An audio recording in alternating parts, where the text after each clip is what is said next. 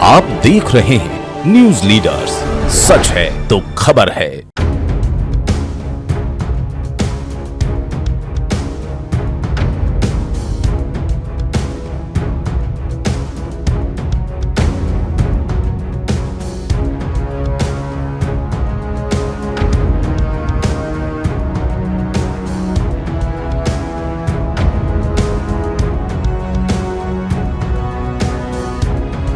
नहीं, देखिए, निश्चित तौर पर जयेश को कांग्रेस का डीएनए नहीं कहा जाता है। कमलनाथ जी कहते हैं। देखिए, एक चीज समझिए आप, विचारधारा डीएनए की जब विचारधारा थी क्या होती है?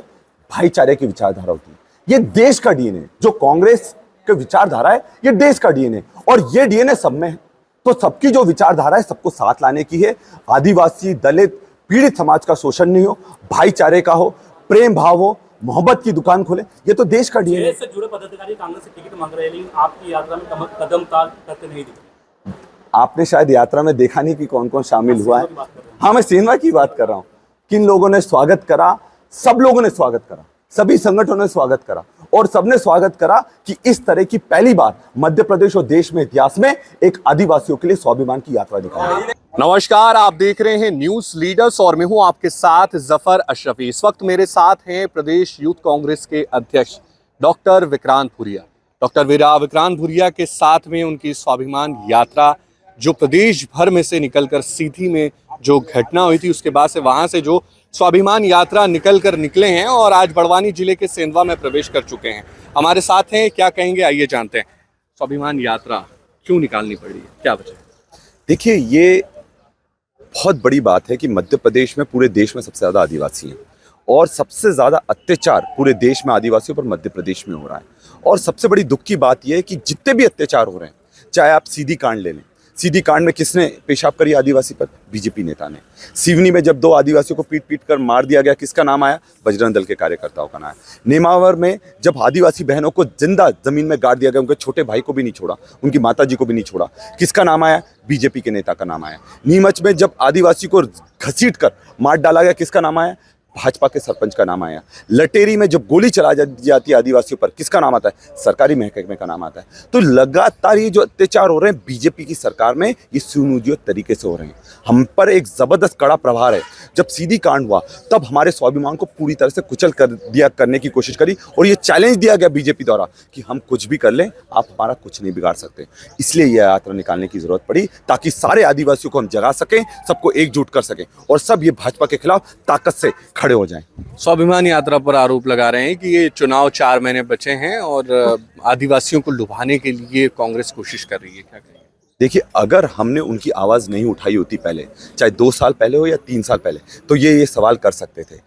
हर एक कांड जब भी हुआ, सबसे पहले हम लोग पहुंचे और ये आवाज़ उठाते आए हैं। स्थानीय स्तर पर पूरी ताकत से आंदोलन कर रहे हैं। नेमावर में जब कांड हुआ, नेमावर से भोपाल तक पद यात्राएं भी हुई, पर समस्या ये है कि सारा जब तक आदिवासी समाज नहीं जागेगा तब तक परिवर्तन नहीं आएगा। और आदिवासी मध्य प्रदेश में ताकत रखता है सरकार बनाने की भी और सरकार गिराने की। और ये यात्रा के माध्यम से सभी आदिवासियों को जगाने का हम काम कर रहे हैं, उनको एकजुट कर रहे हैं और उनको याद दिला रहे हैं कि अभी नहीं जागे तो कभी नहीं जागोगे। मणिपुर में जो कांड हुआ वो मध्य प्रदेश में भी हो सकता है, ये उनको बताने का प्रयास है। मणिपुर में बीजेपी की सरकार, केंद्र में बीजेपी की सरकार, यहाँ बीजेपी की सरकार। मैं ये कहता हूँ, ये डबल इंजन की सरकार नहीं है, डबल विनाश की सरकार है, और ये आदिवासियों का पूरी तरह से विनाश करने पर तुले हैं, इसलिए उनको जगाना जरूरी है। विक्रांत जी, इन सब मुद्दों के अलावा जो कांग्रेस जमीनी स्तर पर काम कर रही है, उस पर हम चर्चा कर रहे हैं। आप फिलहाल सेंधवा विधानसभा में प्रवेश किया है। यहाँ पर इतनी गुटबाजी हो चुकी है कि अगर कोई टिकट भी मांगने जाता है, कोई, सबको टिकट मांगने का अधिकार है, ये सब चीज़ें हैं, लेकिन अगर उस पर टिकट भी मांगने जाता है तो विधायक जी उन पर तरह तरह, जो है कांग्रेस के क्षेत्रीय विधायक हैं, वो तरह तरह के आरोप लगाकर उन्हें जो है दुष्प्रचार करते हैं। क्या कहेंगे इस पर आप? देखिए, गुटबाजी मैं नहीं मानता हूँ। गुटबाजी तब होती है जब बड़े नेताओं का वधस्थ होता है। मध्य प्रदेश में कमलनाथ जी और दिग्विजय सिंह जी सबसे बड़े नेता हैं, और कमलनाथ जी और दिग्विजय सिंह जी ज़बरदस्त काम कर रहे हैं, साथ में मिलकर ग्राउंड सर्वे ले रहे हैं। और इस बार टिकट का जो वितरण होगा वो पूरी तरह से सर्वे के आधार पर होगा।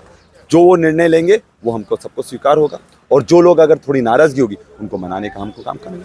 मेरी या रामू टेकाम या फिर चंद्रा सरवटे जी या यूथ कांग्रेस, आदिवासी कांग्रेस, ये पूरी कांग्रेस की यात्रा है, और जो पूरी ताकत से आदिवासियों की आवाज़ बुलंद करने का काम कर रहे हैं। कांग्रेस कैसे हो एक होगी जमीनी स्तर पर? आप कह रहे हैं कि भाई कमलनाथ जी और दिग्विजय सिंह जी, लेकिन असल में चुनाव तो कार्यकर्ता ही जिताता है। अगर कार्यकर्ता ही अगर नाराज है, संगठन ही कमजोर है, क्या इस तरीके से आने वाली चुनाव में सरकार चुनाव जीत पाएगी? 100% जीत रहे हैं। मैं तो ये गारंटी से बोल रहा हूँ, पूरे प्रदेश में घूम रहा हूँ। 150 सीटें हम जीत रहे हैं। 150 सीट से एक कम सीट भी कम नहीं होगी। कमलनाथ जी मुख्यमंत्री भी बन रहे हैं। और जो स्थानीय की आप बात कर रहे हैं, सब लोग पूरी ताकत से, आप कल का कार्यक्रम देखते हैं, सारे बड़े बड़े नेता सब लोग साथ में आए, सारे विधायक लोग साथ में आए। और आज पीसी लेकर हमको दूसरे विधानसभा में, क्योंकि हर दिन दूसरी विधानसभा जाना पड़ता है, और आज भी यही ताकत से मैं बोल रहा हूँ कि जो कार्यकर्ता की आवाज़ होगी, कमलनाथ जी इसको सुनेंगे और निश्चित तौर पर उस चीज़ पर अमल लाया जाएगा। एक आखिरी सवाल, बड़वानी जिले में आदिवासी जन संगठन बड़ी ताकत से काम कर रहा है। कोई भी घटना हो, कोई भी आदिवासियों पर अत्याचार की घटना हो, मुखर होकर कांग्रेस से पहले ही विरोध जता देते हैं। कांग्रेस इस मामले में पीछे क्यों है? और जन संगठन जैसे जयस पिछली बार चुनाव लड़ा और जीत के भी आया, क्या कांग्रेस के लिए जयस चुनौती? वो चुनौती नहीं है। हम सब लोग जो बीजेपी के खिलाफ, अत्याचार के खिलाफ लड़ाई लड़ रहे हैं, आवाज उठा रहे हैं, हम सब लोग एक ताकत से एक साथ हैं, एक मंच पर हैं। सबसे बड़ा उद्देश्य, जिसने आदिवासी समाज के अत्याचार, उनके स्वाभिमान, उनकी पहचान, उनके सोच पर प्रहार करा है, उनको सबक सिखाना है। और हम सब लोग साथ आएंगे, एक जादम पर बैठकर निर्णय लेंगे और जो सही होगा वो करेंगे। टिकट को लेकर देखिए, कमलनाथ जी, वही मैं चीज़ बोल रहा हूँ, कमलनाथ जी ने जो निर्णय लिया, हम उस चीज़ को स्वीकार करेंगे। ये थे हमारे साथ में यूथ कांग्रेस के प्रदेश अध्यक्ष विक्रांत भूरिया, जिन्होंने मुखर होकर संगठन को लेकर, कांग्रेस को लेकर, सरकार के बनाने के दावे को लेकर, और साथ ही साथ कांग्रेस में गुटबाजी नहीं है, एकजुटता है। जयस और कांग्रेस, हम एक ही मंच पर, एक ही जाजम पर बैठकर फैसला करेंगे कि कैसे चुनाव लड़ा जाए। तो न्यूज़ लीडर्स के लिए नजमुद्दीन शेख के साथ जफर अशरफी की रिपोर्ट।